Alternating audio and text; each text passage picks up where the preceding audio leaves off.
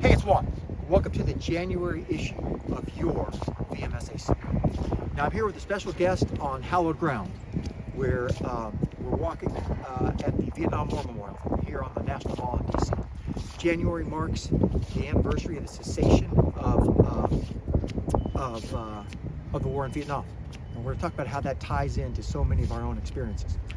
But I'd like to introduce you to our guest. Everyone in the GPS world knows Roger Hill. He heads up our DS&J practice. He's an Army veteran. I asked him to come and join us to do a deep dive, full analysis on last month's Army-Navy game. We'll do shortly here. But I also know that that Roger's father, like so many of us, was a big influence on his decision to serve. Roger's father had a really distinguished career, including Vietnam. And Roger, I hope you'll share a little bit about that experience, what it meant to you, and how it helped put you in a uniform. Well, thanks, Juan. And first of all, it's great to be here and appreciate so much all the veterans within the firm. And you're right, Juan. I mean, the military was a family business for me. Even beyond my father, I had, grandfathers and other family members that served. And so from, really literally the day I was born, service to the military was always held in such high esteem and was talked about each and every day within our household. And couldn't have been more proud of my father and his distinguished military career.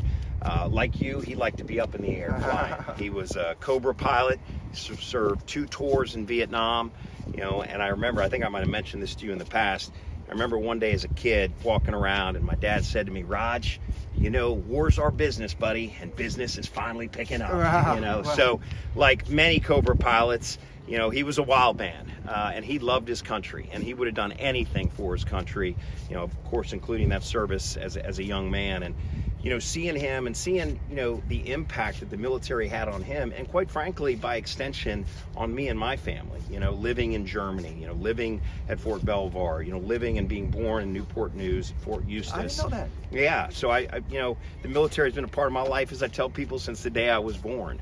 And I take that kind of reverence for service, in my role as the sector leader for DS&J. And as I was, contemplating my future after high school, I always wanted to go to Penn State University. Anybody who knows me knows what a proud Nittany Lion I am. And being out of state, it was going to be hard for my family to afford that.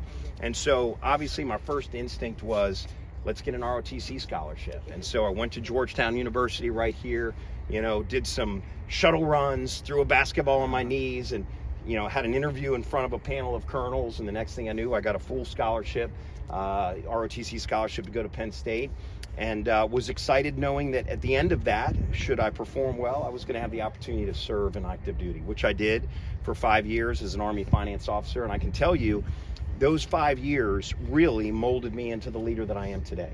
I say to people all the time, it's important for me to take care of all the people within our sector and the broader GPS business, including, of course, our veterans, not only as professionals, but more importantly, take care of them as human beings. And I think anybody that's had the privilege of serving and leading soldiers, knows the importance of caring for them as human beings and caring for them as really extended family members in service.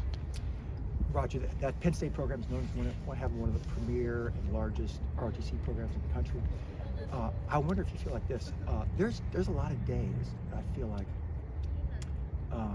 even more so than I did in uniform, or even as an appointee, there's days where I feel like I get to affect our respective services more from here than I did there, just because you're not moving every 2 or 3 years. Yeah. You're not focused on your core warfighting skill or MOS. Mm-hmm. Does that cross your mind? Yeah, I mean, I'll tell you, I remember the first day that Heather Riley pulled me aside and asked me to serve as the lead client service partner for the Army account. And, the pride I felt, at the opportunity to serve our Army as my client, was such a privilege for me. And so when I took over that role each and every day, in our way, in the private sector, as a critical partner to our services, I wanted to enact change in the same way as if I would have been in uniform, and I think all of us, particularly in our veterans community, bring that kind of passion and commitment. This isn't just folks that are going to add to our bottom line or our P&L. I mean, these are real important missions that are served by folks that have committed to service just like many of us have. And so we owe it to them to give our very best and bring the very best of Deloitte to the fight. Roger, I think you no longer have your dad. Yeah, he's no longer with us. He's over in Arlington Cemetery, How so about not that? too far from here. How about that? He got to see you commission. He did. Okay. And then I remember he was at my commissioning, but even more importantly, when I made captain, he pinned my bars on how me, about which that? was really special. How about that? It was. Those are milestone days we'll never forget. Absolutely. Roger, I'm grateful to have for your leadership. Grateful for this 3,000 strong, and you count our whole military spouses, both active and veteran, allies. We're north of 7,000 folks. The commitment Wow. the firm makes, and thanks for sharing a little bit about your story Absolutely. and your journey. And as you know, we always like to close these off by a good, strong, robust, beat Army and a fly Navy. So join me in doing so now, Roger. will you? We're not going to do that. Go Army, beat Navy. Great job. Thanks, Perfect. buddy. Thanks. Was that good? That's perfect, Good. man. Awesome.